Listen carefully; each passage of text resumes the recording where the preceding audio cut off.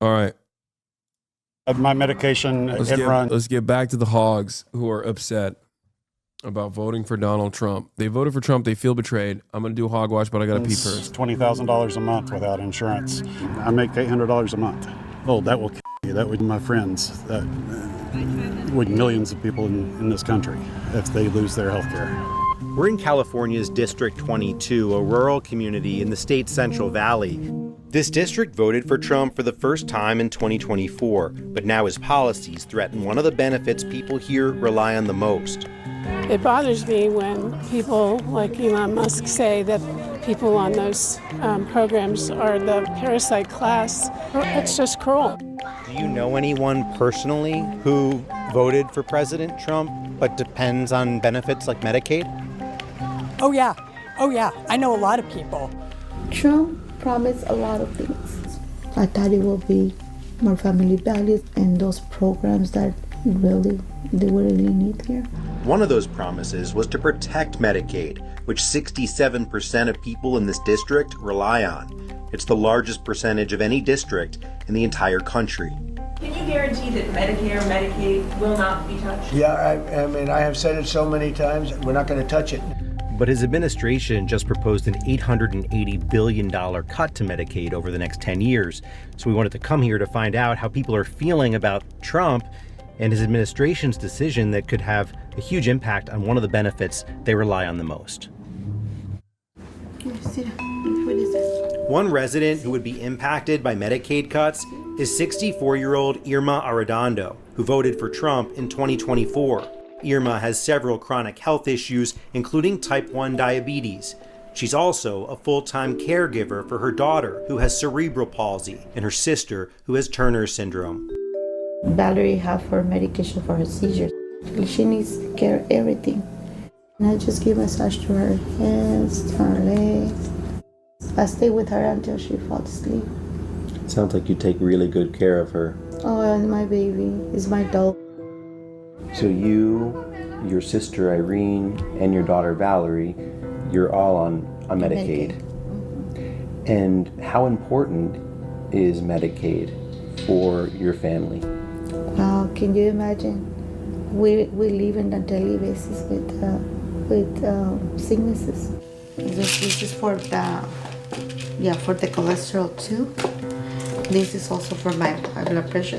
So Medicaid pays for all of it? Yes. If you didn't have Medicaid, how much would this cost you? How much money? Oh, thousands maybe. Thousands. And that's just for you? That's for me. Not for your daughter? Not for your sister? No. The medicine that my daughter takes for seizures. Republicans are the most successful con artists. How the f do you convince this girl to vote for Trump? People don't have any hope. I don't know. It's just like, when I watch stuff like this, I'm just reminded of the failure of the Democrats once again. I know people will say, Hassan, you just shit on the Democrats all the time, but like the Democrats lost these people to Trump. It's important to try and understand the severity of their failure. Won't be able to afford it. So we feel hopeless if those cuts come, you know. Irma was a farm worker for more than a decade. She believes that some of her and her children's health issues can be linked to the pesticides she was exposed to while working in the fields. When I was pregnant with my child, I was working in the field. I remember it was this little airplane and sprayed us. But when my baby born, the doctor just said, "Uh-oh, something's missing." And when he gave me my baby doesn't have her arm. So with these risks that you and your community face in agriculture, and then to have the system threaten to take away your health insurance, to take away protection, how does it make you feel? Like I told you, I feel like these stubby nuts in the back, you know. But why when we put food on their tables, you know, that we risk our health? Look at me right now. Look at me, how many sicknesses that I have. The COPD, I didn't have COPD at that time. We got all in the fields. Where else? We're seeking permanent income tax cuts all across the board. The $880 billion in Medicaid cuts proposed in President Trump's budget will help pay to permanently extend his 2017 tax cuts. The largest tax breaks would go to the wealthiest individuals. Are those your values? No, that's not right. ¿Por qué van a hacer tanto recorte? Sí, tanto recorte. ¿En dónde lo van a poner ese dinero? ¿Dónde? In the last election, who did you vote for? I feel embarrassed to tell you. Bro, I would never. Just don't admit it. You know what I'm saying? Like, you're suffering enough. You know what I mean? I would not admit it, you know? Just don't say it. Don't say it. But before, all the years back, since I got my citizenship, I said I was a Democrat. But then, in these last elections, I voted as a Republican. Why?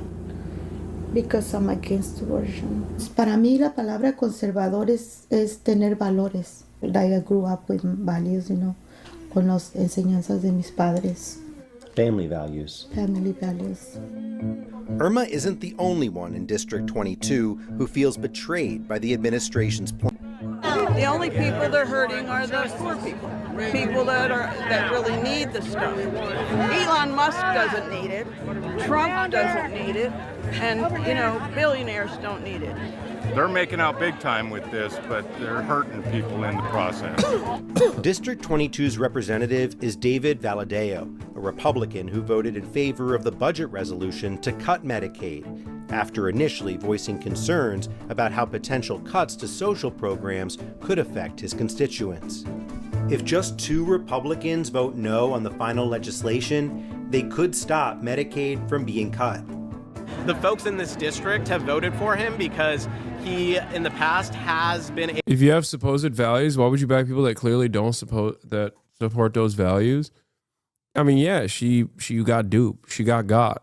She thought, family values isn't even a campaign talking point in Mexico. What is wrong with gringo Latinos? I don't know. Able to stand up against his party, but now a rock and a hard place. Bro, the craziest thing is being like Chicano, being a Latino person in America and voting for Trump, because like half of the conversation is about how you're the enemy. You know what I mean? Like half the convo, it's not like Trump was hiding it. He just straight up was like, yeah, they're all racist, bro. And then it seems at least 50% of the Latino voting bloc was like, yeah, we are racist, actually. There's a lot of racists amongst us. We have to deal with them by forcibly deporting them. My cousin, he's definitely got to get out of here. Like, I don't know how the that happens. I don't know. A lot of colorism, bro. The problem is people don't understand that is actually, they're talking about them too. Like, Trump is not discriminate in his hatred against all brown people. Like, it's indiscriminate, Their discrimination is indiscriminate. But yes, on the other hand, yo voy a votar por Donald Trump. Ay, ay, ay, ay, por Dios. Yo voy a votar por Donald Trump. Economía por Trump. You gotta do what you gotta do, I guess. Because it seems as if the Trump administration is going to really ask for loyalty from him on every single issue, not just the issues that play well in this district. And so that might mean that they expect him to vote for things that are going to hurt his constituents directly. They don't think they're brown. They see themselves as dark white. Yeah, it just reminds me of like the fucking meme, like the India-Pakistan meme. Okay? That's what it reminds me of. It's just like, you got like one Latino living in America telling another Latino living in America that he's disgusting and must be deported. Yeah, we don't like your kind. If we could go back to November, who would you vote for now, seeing what you see? For either one. You just wouldn't have voted? None either. Yeah, it's very sad that there's no political leadership that you feel you can vote for. Maybe, they can like you said, Democrats or Republican. Maybe they have, I'm not going to say that everything is bad, but the most important things. But the only good things is for them. To us, always going to be the good things, you know. You feel that way. It's always going to be the bad things. Always. For you. Yeah. Thank you. I know Chileans that are like, no, Trump's right. Venezuela need to leave, and I have to be like, dog, you're all Mexican. Yeah, like this is me having the conversation with Turks that think that they're like at an elevated status in comparison to Arabs in the Western world. I'm like, no, dude, they don't see you as anything different. You know, you're all terrorists. Like, we're all terrorists, big dog. They don't see you as like anything different. I promise you. They're not like, oh, these guys are white and Euro passing, you know?